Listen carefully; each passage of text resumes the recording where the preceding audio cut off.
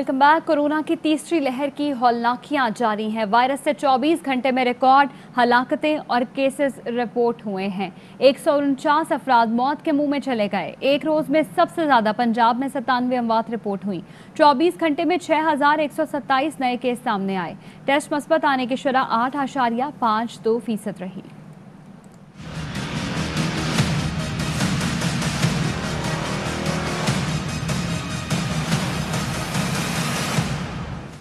Corona की तीसरी लहर की हलाकत खेजी में रोज बरोज इजाफा। 24 घंटे में रवां साल की रिकॉर्ड अमवात। मुहलिक वायरस ने मजीद 149 अफराद की जान ले ली। वबा से अमवात की मजमूई तादाद 16,243 हो गई।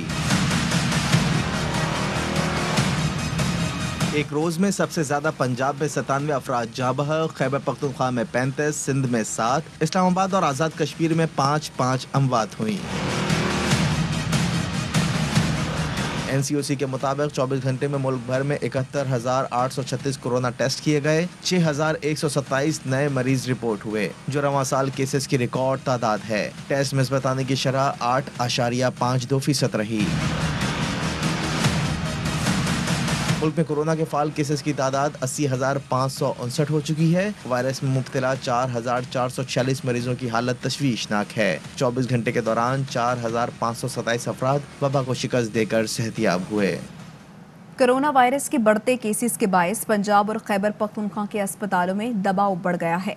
गुजरावाला में 88% वेंटिलेटर और 85% ऑक्सीजन बेड्स भर चुके हैं। मुल्तान में 81% और लाहौर में 80% वेंटिलेटर्स पर कोरोना मरीज जेर इलाज हैं। पेशावर में 73%, स्वात में 67% ऑक्सीजन बेड्स और मर्दान में 60% वेंटिलेटर्स कोरोना मरीजों के जेर इस्तेमाल हैं।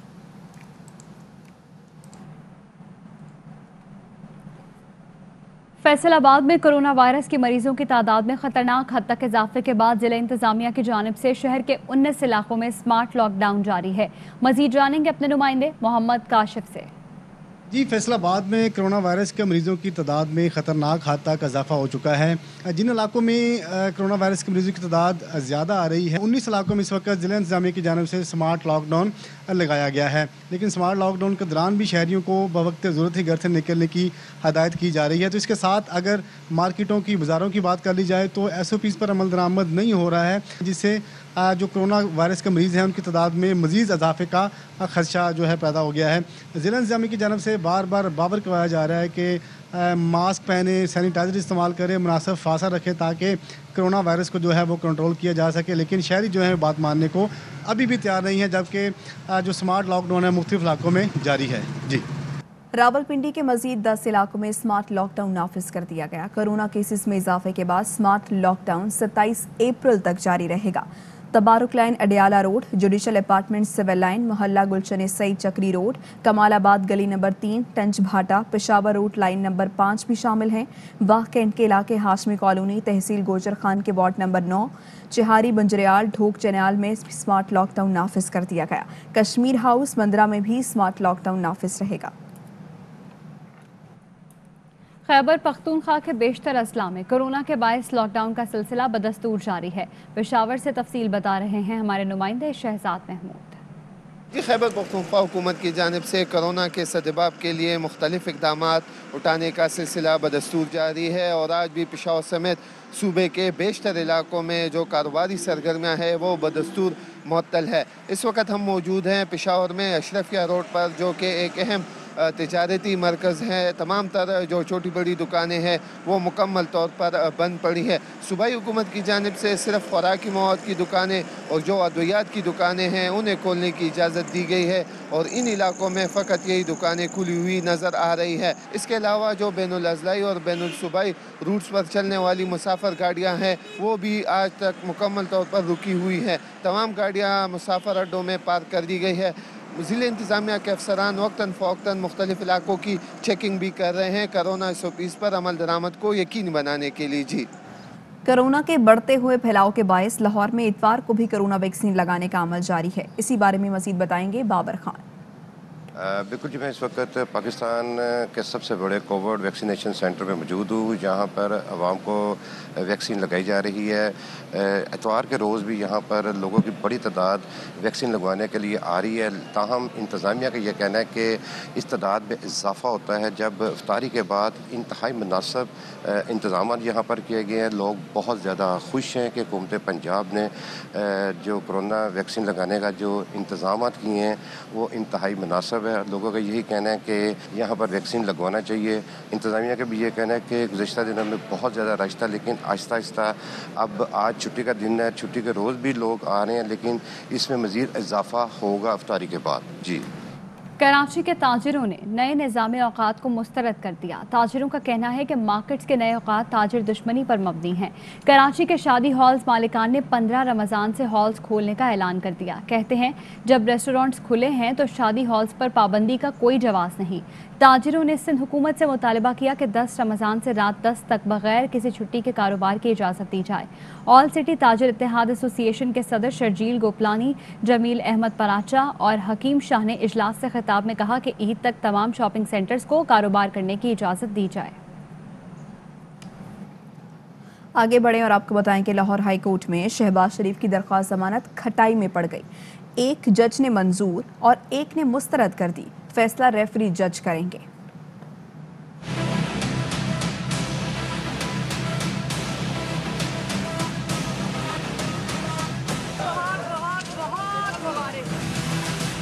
शहबाज शरीफ की दरख्वास्त जमानत पर जजेस में इख्तलाफ, फैसला रेफरी जज करेंगे। लाहौर हाई कोर्ट ने शहबाज शरीफ की दरख्वास्त जमानत पर तहरीरी फैसला जारी कर दिया। 2 रुकनी बेंच में शामिल जस्टिस सरफराज डोगर ने 10 सफ़ात और जस्टिस असद जावेद गुराल ने 14 सफ़ात पर मुश्तमिल इख्तलाफी नोट लिखा। मामला चीफ जस्टिस को भिजवा दिया गया, जो फैसले के लिए रेफरी जज नामजद करेंगे। जस्टिस सरफराज डोगर ने जमानत मंजूर करते हुए सवाल उठाया कि शहबाज शरीफ आशियाना में गिरफ्तार थे, असासा केस में क्यों गिरफ्तार नहीं किया गया। समझ से बालातर है कि नैब ने इंक्वायरी इल्तवा में क्यों रखी। एक भी ट्रांजैक्शन शहबाज शरीफ के अकाउंट में नहीं हुई। जब तक कोई ठोस सबूत न हो, किसी को मुजरिम करार नहीं दिया जा सकता।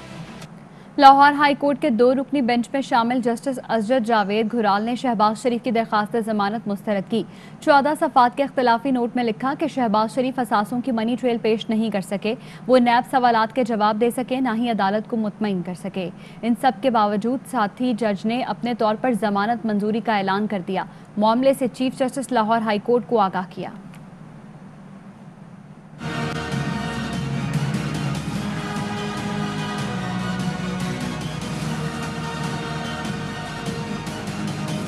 शहबाज शरीफ ने असासों की मनी ट्रेल पेश की, ना ही असासे आमदन के मुताबिक हैं। मेरे इनकार के बावजूद साथी जज ने जमानत मंजूर करने का ऐलान कर दिया। जस्टिस असद जावेद ने इख्तलाफी नोट में जमानत मुस्तरद करने की वजूहात बता दी। जस्टिस असद जावेद ने लिखा, उन्होंने शहबाज शरीफ की जमानत मुस्तरद करने का कहा, चैम्बर में जमानत मुस्तरद करने का इंदिया भी दिया। उनके इनकार के बावजूद साथी जज ने अपने तौर पर जमानत मंजूर करने का ऐलान कर दिया। मामले से chief justice Lahore high court को आगाह किया।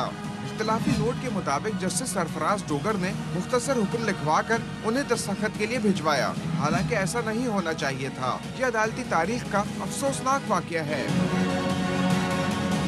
जस्टिस असद जावेद के इख्तलाफी नोट में वाज़ेह किया गया कि शवाहिद की रोशनी में शहबाज शरीफ जमानत की रियायत के हकदार नहीं।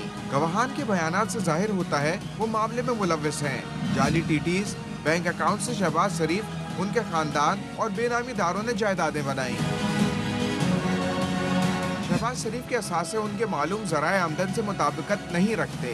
वो तफ्तीश के दौरान असासों की मनी ट्रेल भी पेश नहीं कर सके।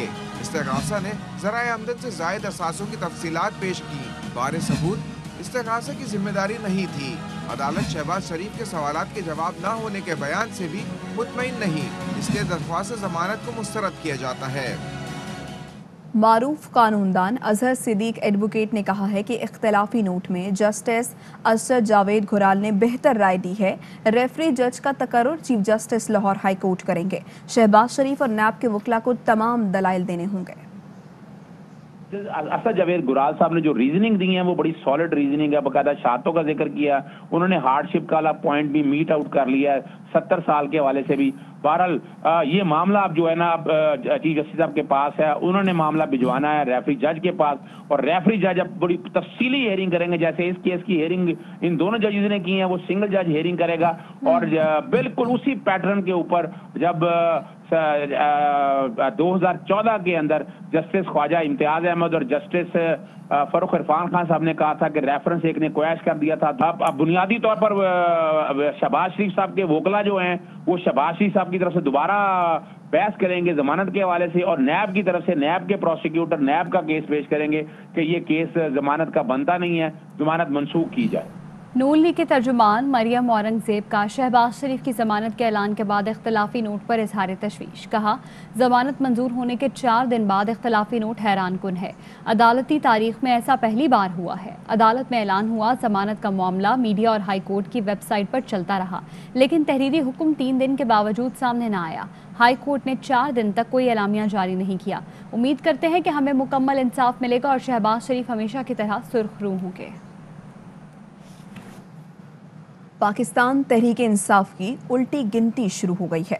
पीपल्स पार्टी की रहनुमा और सेनेटर शरी रहमान ने ट्वीट में कहा कि हुकूमत को इस्लामाबाद में सेनेट नशस्त पर शिकस्त हुई, ज़िमनी इंतखाबात में मुसलसल शिकस्त और विफाकी काबीना में बहरानी कैफियत है।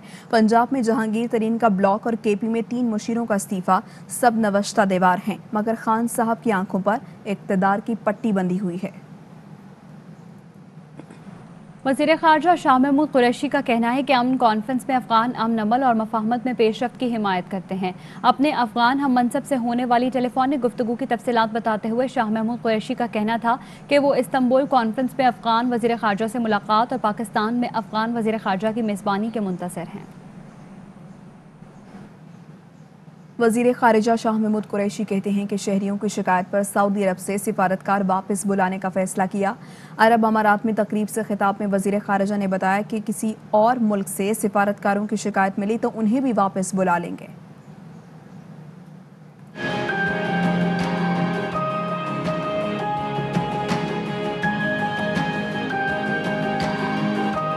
वज़ीर ख़ारजा शाह महमूद कुरैशी का मुत्तहिदा अरब अमारात का 3 रोज़ा दौरा। तकरीब से खिताब में शाह महमूद कुरैशी ने बताया, सऊदी अरब से ऐसे सिफारतकारों को वापस बुला लिया है जिनसे पाकिस्तानी बिरादरी खुश नहीं। अरेबिया में हमारे जितने सफारतकार हैं जिनका रवैया और जिनके बारे में शिकायत मुझे मिली हैं, मैंने उनको फिल फॉर रिकॉल करने का फैसला किया है। मुझे वो सफारतकार हरगिज नहीं चाहिए जिसकी शिकायत मिले और कम्युनिटी जिससे नाखुश हो। शाह महमूद कुरैशी ने पाकिस्तान बिजनेस काउंसिल के इफ्तार डिनर में शिरकत की, जिसमें खिताब करते हुए कहा, UAE से 2 तरफा कसीरुल जहती तिजारती ताल्लुकात में बेहतरी आ रही है। इन्वेस्टमेंट्स के लिए माहौल साजगार हो गया है, लोगों का एतमाद बढ़ चुका है। आज इन्वेस्टमेंट्स जो बिल्कुल ना होने के बराबर थी, आज वो दोबारा मुल्क में इन्वेस्टमेंट्स हो रही हैं।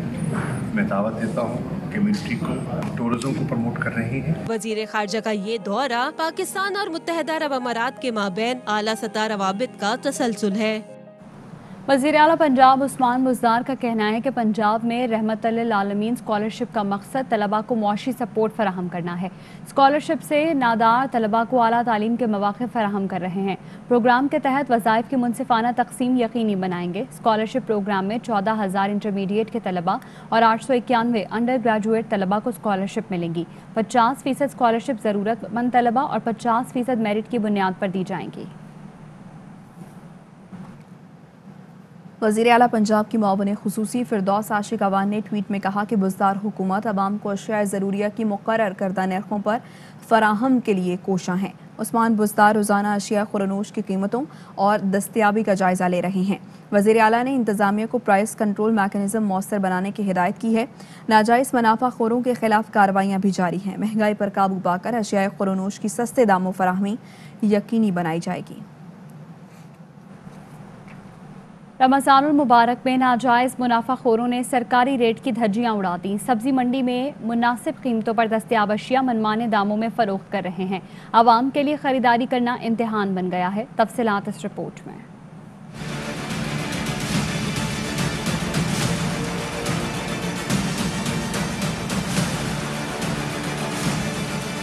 रमजानुल मुबारक में नाजायज मुनाफाखोरी उरूज पर, अवाम के लिए रोजमर्रा इस्तेमाल की अशिया खरीदना इम्तिहान बन गया।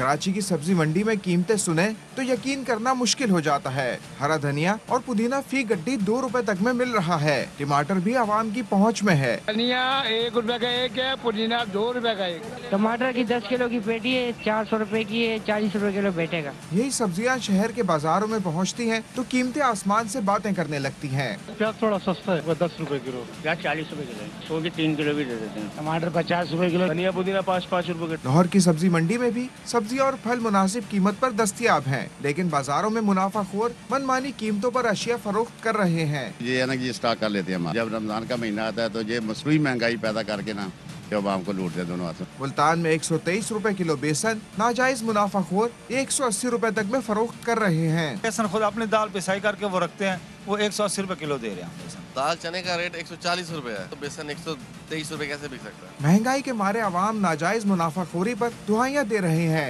उनका मुतालबा है सरकारी निर्ख पर अमल दरामद करवा कर महंगाई के जिन को काबू किया जाए। कोयटा में मुनाफाखोरों ने गोश्त और दीगर अशिया खुरनोश के साथ सब्जियों की कीमतों में भी इजाफा कर दिया है।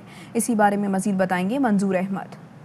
जी, रमज़ान मुबारक में जो ज़ायद कीमतें हैं, नाजायज़ मुनाफाखोरी है, उसका सिलसिला जारी है। जहां गोश्त और दीगर अशिया खुर्दनोश जो है उनकी कीमतें ज़्यादा हैं, उसी तरह सब्ज़ी की कीमतों में भी रमज़ान में इजाफा देखा जा रहा है। हर सब्ज़ी को आप देखें उसमें 20 से 50 रुपए तक फ़ी किलो जो है वो रमज़ान में इजाफा है। रमज़ान से पहले ये भिंडी हम लोग ख़रीदते थे, इसकी कीमत कोई 70 रुपये, अभी रमज़ान शरीफ में 130 रुपये में हो गए।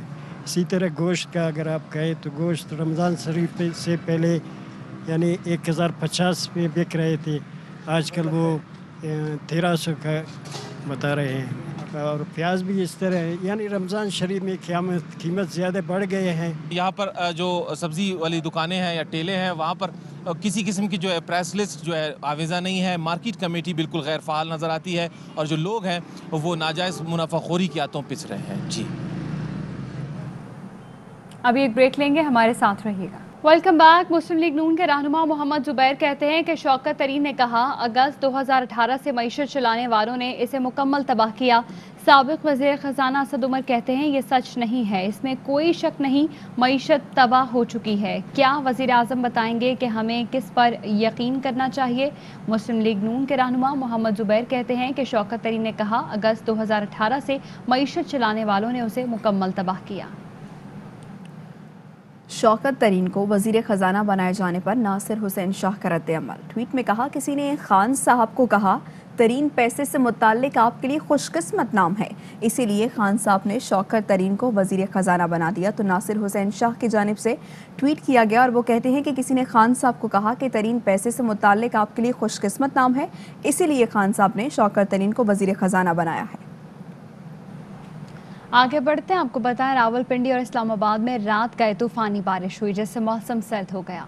बालाई इलाकों में भी अब्र करम खुलकर बरसा। मानसहरा, बुनेर, चलास और मालाकंड में गरज चमक के साथ बारिश से मौसम ठंडा ठार हो गया है।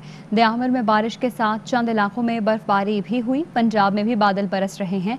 सांगला हिल और चिन्यूट समेत मुख्तलिफ इलाकों में बारिश हुई। सांगला हिल में बारिश से गंदम की पकी फसल को नुकसान का खदशा है। कराची के इलाके गुलिस्तान जौहर ब्लॉक 12 के करीब मोटरसाइकिल सवार मुल्जिमान ने शहरी से मोबाइल फ़ोन और रकम छीन ली। मुतासरा शहरी ने शारा फैसल थाने में दरख्वास्त जमा करा दी है। पुलिस ने वीडियो की मदद से मुल्जिमान की तलाश शुरू कर दी है। तो कराची का इलाका गुलिस्तान जौहर ब्लॉक 12 के करीब मोटरसाइकिल सवार मुल्जिमान ने शहरी से मोबाइल फ़ोन और रकम छीनी है। इस वारदात से मुतालिक हमें मजीद बताएंगे अफजल खान हमारे साथ मौजूद हैं। आगाह कीजिएगा अफजल। जी देखिए, ये गुलिस्तान जौहर ब्लॉक 12 का इलाका है जहां लूट मार की एक वारदात पेश आई है। 2 मोटरसाइकिल पर सवार 4 मुल्जिमान ने शहरी को असलहे के जोर पर लूट लिया। मुतासरा शहरी ने शारा फैसल थाने में इस वाक़े की दरख्वास्त जमा कराई है। पुलिस का कहना है कि सीसीटीवी फुटेज की मदद से मुल्जिमान की तलाश शुरू कर दी गई है। शहरियों का कहना है कि इलाके के अंदर लूट मार की वारदातें मामूल बन गई है और पुलिस से इसकी रोकथाम में नाकाम नजर आती है। शुक्रिया अफजल।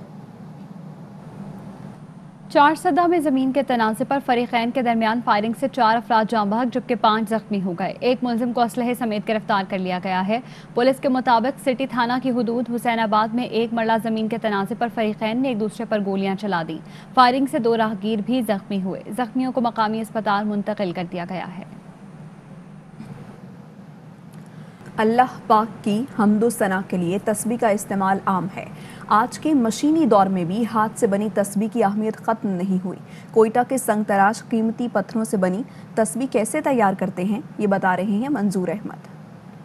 मोहम्मद इसाक रेकी गुज़िश्ता 25 साल से पत्थरों की तराश खराश का काम कर रहे हैं। बिलखुसूस बलूचिस्तान में पाए जाने वाले लेपिस, जेस्पर गोल्ड और डायमंड क्वाड समेत दीगर कीमती पत्थरों से तस्बीह और नगीने बनाते हैं। मोहम्मद इसाक के मुताबिक वो कदीम तरीक़ेकार से देसी मशीनों के जरिए पत्थरों की जदीद तर्ज की तराश खराश कर रहे हैं। वो जो मशीनें वो कटिंग करते हैं कंप्यूटराइज, हम बिल्कुल वही कटिंग देसी साख्ता मशीनों पे करते हैं। चीनी के दाने के बराबर एक दाना है, उसको भी हम कटिंग कर सकते हैं। तस्बीह बनाने के लिए देसी सख्ता मशीनों पर बड़े पत्थरों को काटा जाता है, फिर उन टुकड़ों को बेज़वी, गोल या कोई भी शक्ल देने के लिए दूसरी मशीन का इस्तेमाल किया जाता है। फिर बारीक कटिंग और सुराख करने के बाद पॉलिश का काम किया जाता है। कारीगरों का कहना है कि ये सब इस कदर बारीक और मेहनत तलब है कि एक कारीगर दिन में सिर्फ एक तस्बीह बना सकता है। ज़्यादातर इस तरह पत्थर होते हैं जो कीमती होते हैं, तो उसमें ज़्यादा एहतियात होना चाहिए। मतलब ज़्यादा एहतियात हम लोग करते हैं ताकि वो सही बन जाए। मोहम्मद इसाक रेकी का कहना है कि लाजवर, अकीक, शाह मकसूदी और नेफ्राइड जैसे कीमती पत्थरों से वो तस्बीह बना रहे हैं।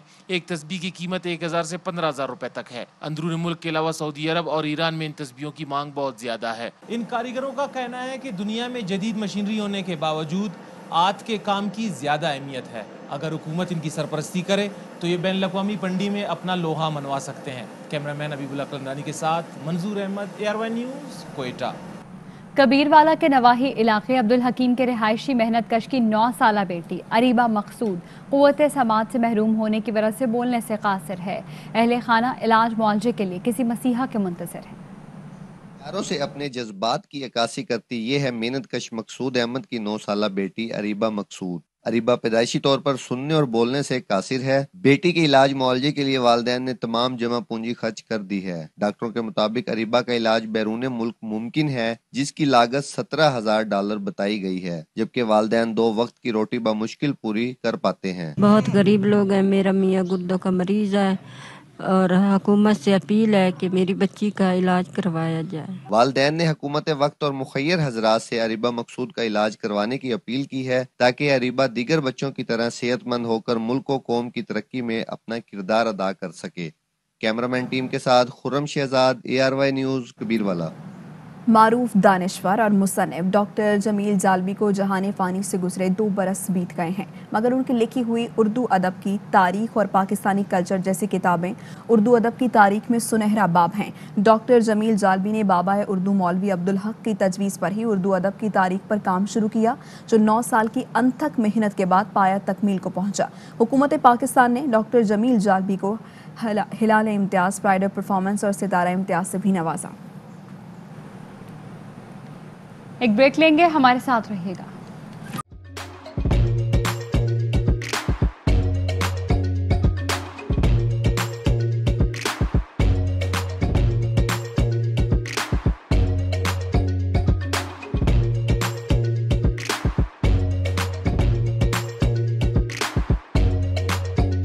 Instead of saving up for a new toy or a trip to Disney World, a 7-year-old بدلاً من توفير لعبة جديدة 来自阿拉巴马州的一名7岁女孩没有花 एक नए खिलौने या डिज्नी वर्ल्ड की यात्रा के लिए बचत करने के बजाय Alabama Anstatt für ein neues Spielzeug oder eine Reise nach Disney World zu sparen, hat Anstatt für un neues Spielzeug oder eine Reise nach Disney World zu sparen